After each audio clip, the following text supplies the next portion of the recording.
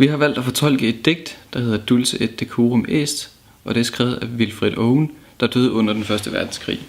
Her er vores version.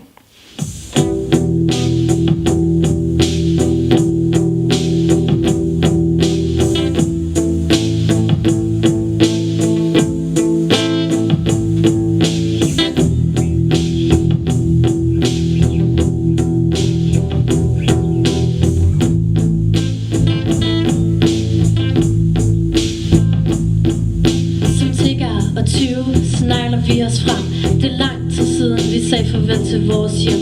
Krigen er brutal, jeg ved intet mere. Jeg slår mennesker ihjel, det har jeg lært at acceptere.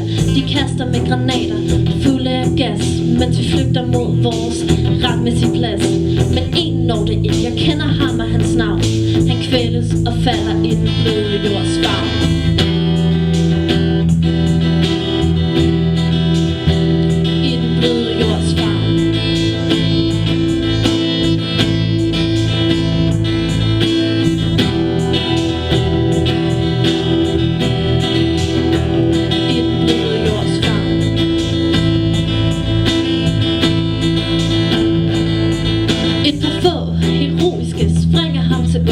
De fleste af os tænker bare på at komme i dækning. I søvne græder jeg over min egen fejhed, mens jeg hjemsøges af hans ansigts familiære bleghed.